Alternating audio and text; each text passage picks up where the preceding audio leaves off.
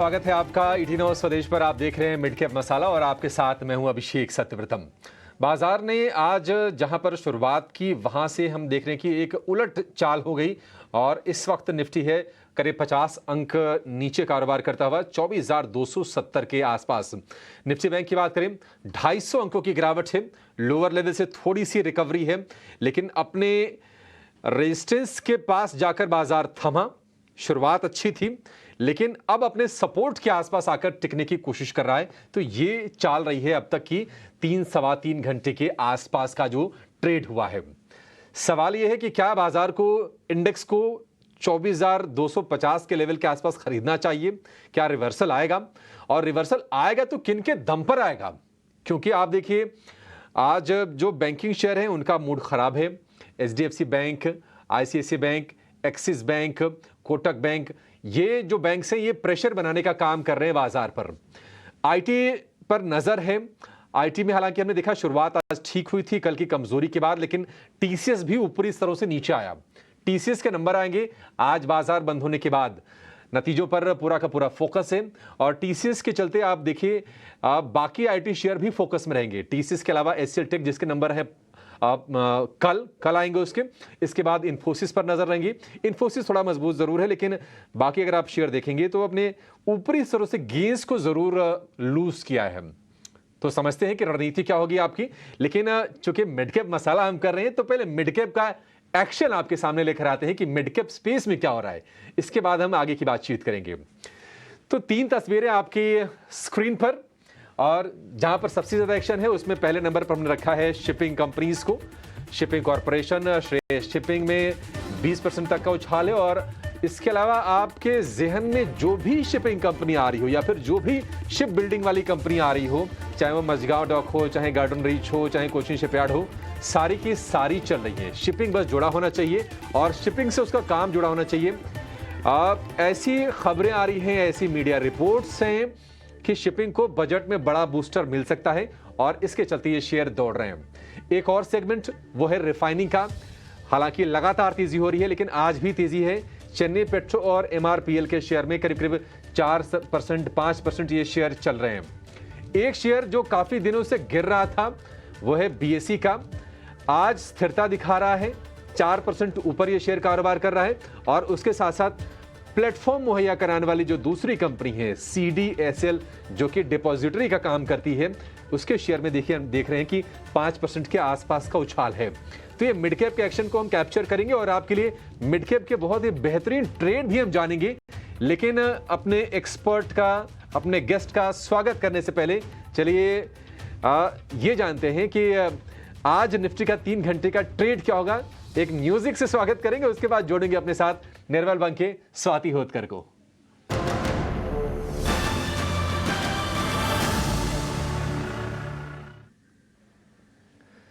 स्वाति जी, बहुत शुक्रिया आपका समय देने के लिए। स्वागत है आपका ईटी न्यूज़ स्वदेश पर।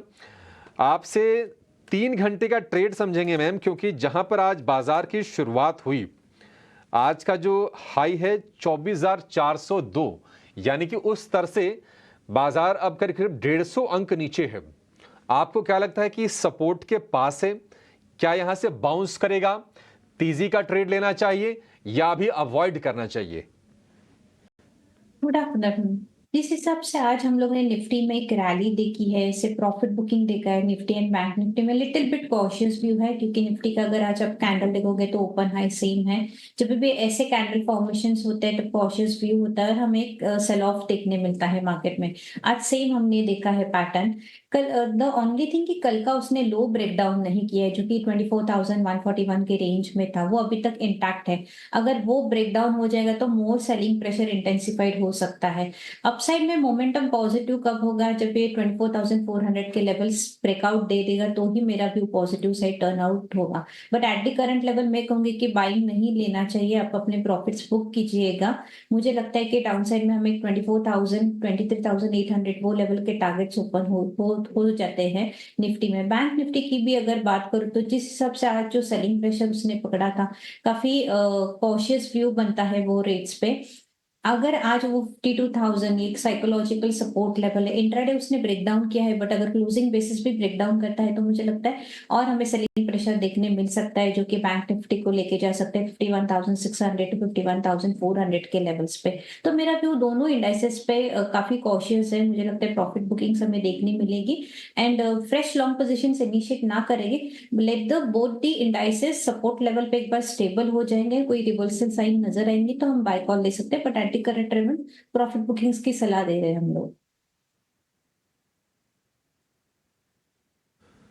ठीक है, प्रॉफिट टेकिंग की सलाह है। स्वाति जरा ये बताइए, निफ्टी बैंक के लिए एक बढ़िया सपोर्ट था 52,000 का। 51,900 के नीचे 900 के आसपास जाकर कारोबार कर रहा है। 51,750 तक हमने फिसलते हुए देखा, यानी कि हाल फिलहाल की जो हाई के जो लेवल्स थे रिकॉर्ड के, वहां से 1,000-1,200 नीचे आ गया है निफ्टी बैंक। निफ्टी बैंक क्या अभी और गिरेगा? आपको क्या लग रहा है? क्योंकि जो बड़े कॉन्स्टिट्यूएंट्स हैं, एचडीएफसी बैंक देखिए 1,600 रुपये का हो गया। आज तो गिरावट में एक्सिस बैंक और आईसीसी बैंक भी पार्टिसिपेट कर रहे हैं। निफ्टी बैंक को लेकर क्या करना चाहिए? सी बैंक निफ्टी में देखिएगा आप, अगर आप लास्ट 6-7 दिन का ट्रेडिंग सेशन अगर आप देखोगे तो क्लस्टर सपोर्ट 52,200 के आसपास था।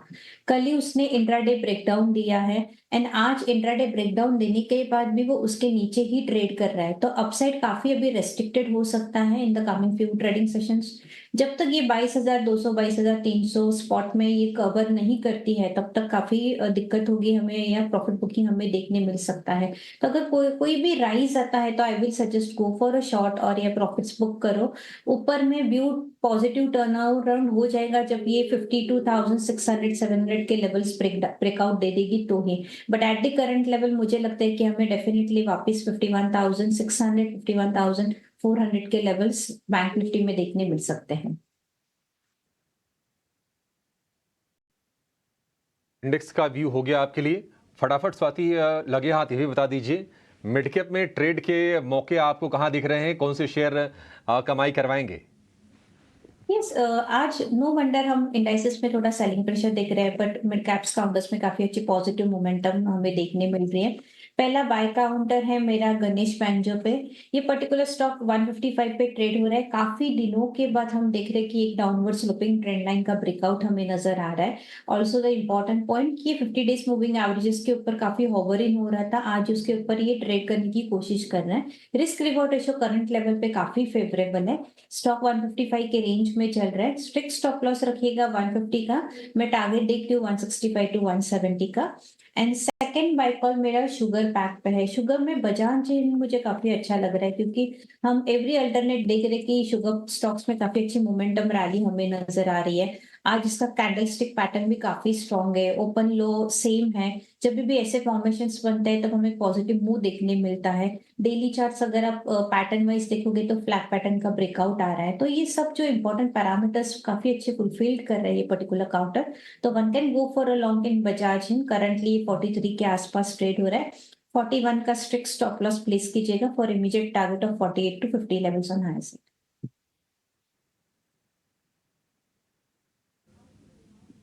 कौन सा आपने शेयर बोला स्वाति? शुगर में एक बार फिर से रिपीट करेंगी? बजाज हिंद। बजाज हिंदुस्तान ना? Yes. Target stop loss ma'am फिर से? 41 का स्टॉप लॉस है, टारगेट 48 एंड 50 लेवल्स। हाँ ठीक है, 41 का स्टॉप लॉस है। 50 रुपये तक ये शेयर जा सकता है। देखिए शुगर फ्लेवर में है और शुगर के लिए हम आपको दिन भर बता रहे हैं, कई सारी वजहें हैं। एक तो इंटरनेशनल मार्केट में और डोमेस्टिक मार्केट में प्राइसिंग को लेकर गैप है, और कहीं ना कहीं एक्सपोर्ट को अगर और बढ़ाया जाता है अगर, तो कंपनीज के लिए अपनी प्रॉफिट को बढ़ाने का एक मौका बनेगा। और निश्चित तौर पर एक इथेनॉल वाला एक कांस्टेंट प्ले तो है, जो कंपनी उस पर ज़्यादा फोकस करेगी निश्चित तौर पर उसको लॉन्ग टर्म में ज़्यादा बेनिफिट होगा। और निश्चित तौर पर बड़ी जो कंपनीज हैं उनके साथ रहिए।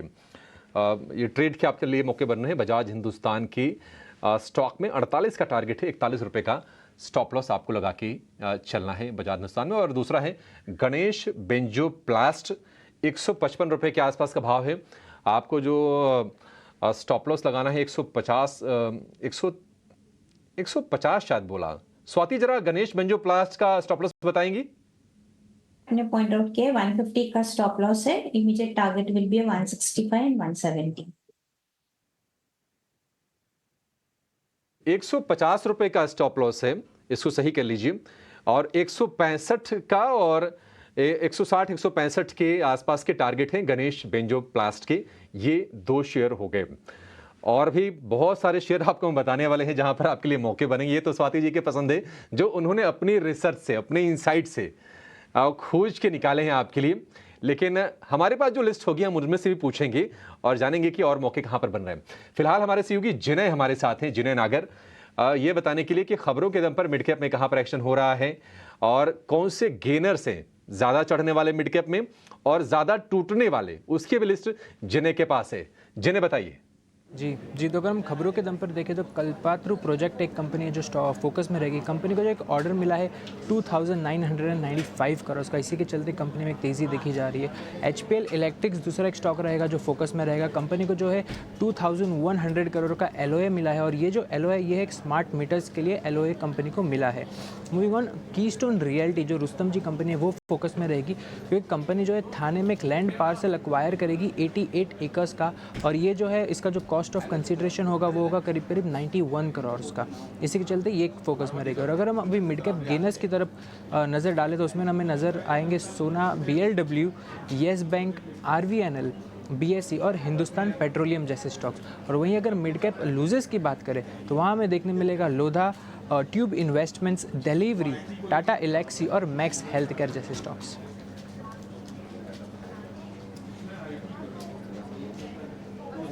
ये तमाम मिड कैप के बजिंग स्टॉक्स हैं।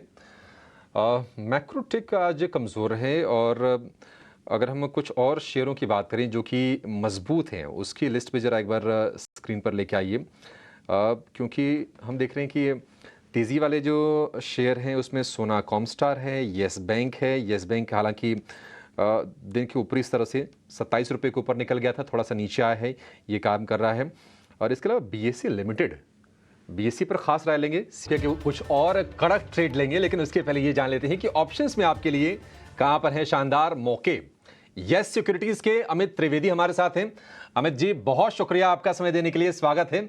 बताइए क्या ट्रेड करें, क्योंकि ऑप्शंस की तरफ अब लोग जाएंगे जहां भी बाजार में थोड़ी सी जोखिम बढ़ता हुआ दिखता है। तो जी, गुड आफ्टरनून। देखिए, ऑप्शंस के हिसाब से ओएनजीसी पे ध्यान रख सकते हैं, क्योंकि वहां पर मोमेंटम जो है थोड़ा सस्टेन्ड है।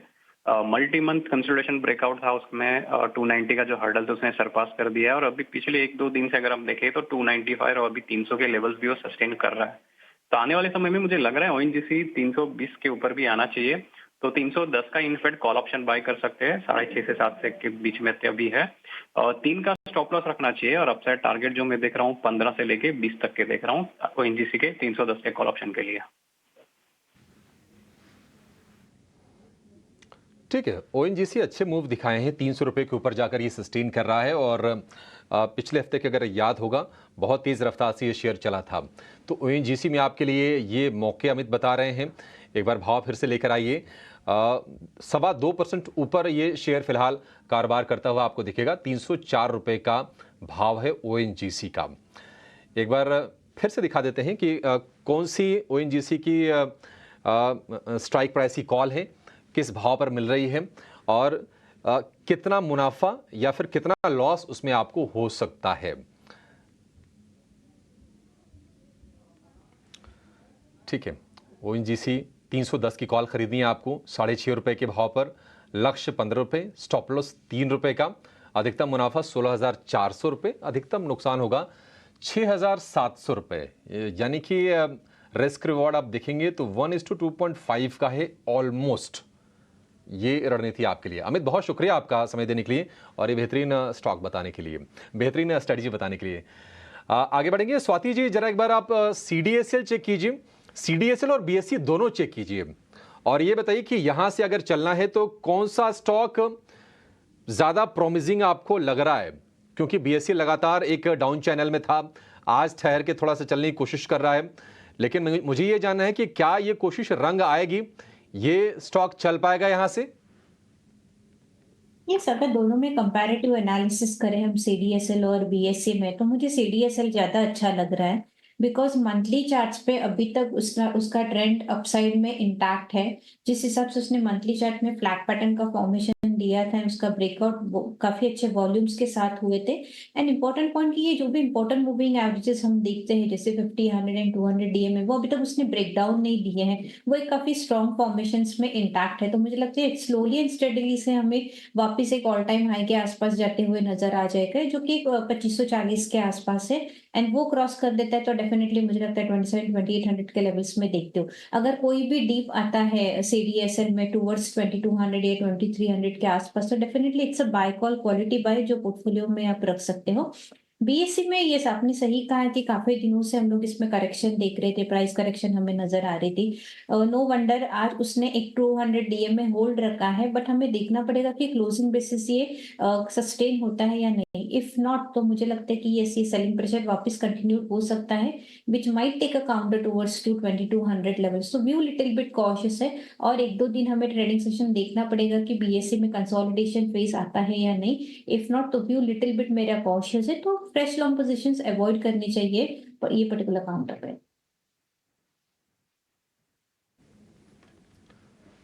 ठीक है, आपके लिए ये सलाह। निवेश कहां पर करें ये जान लेते हैं, मिड कैप के महारथी को साथ जोड़ेंगे।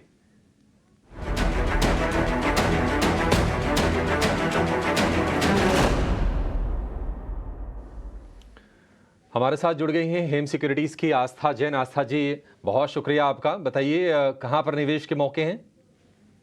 Good afternoon Abhishek ji. देखिए, सबसे पहले तो बजट ब्लॉकबस्टर में मैंने इंजीनियर्स इंडिया करके एक स्टॉक दिया था, आज बहुत तेज हुआ है, 11.5% का तेज है।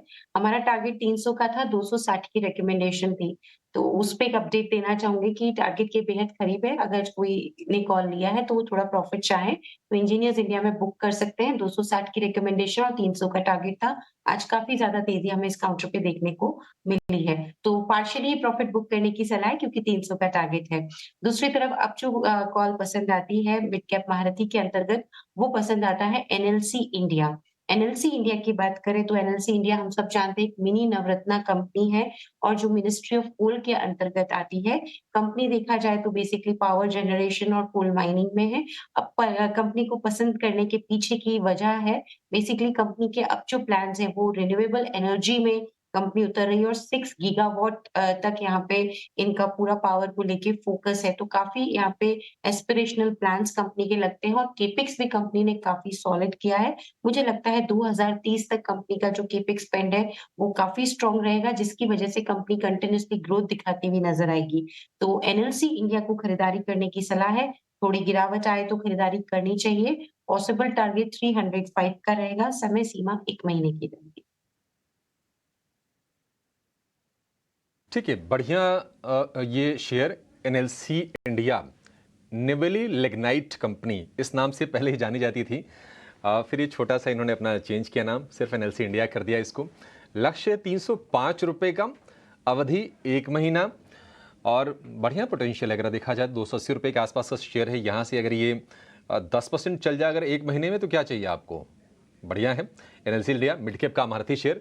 आस्था जी, बहुत शुक्रिया आज समय देने के लिए और ये बेहतरीन स्टॉक सुझाने के लिए। स्वाति जी, आपका भी थैंक यू सो मच आज जुड़ने के लिए और तमाम ट्रेड्स बताने के साथ साथ इंडेक्स पर भी अपनी बिल्कुल सही रणनीति बताने के लिए। चलिए इस शो को यहाँ पर समाप्त करेंगे। के बाद कविता आपके साथ लेकर जुड़ेंगी कॉर्पोरेट कनेक्शंस। आपकी जाएगा नहीं। नमस्कार।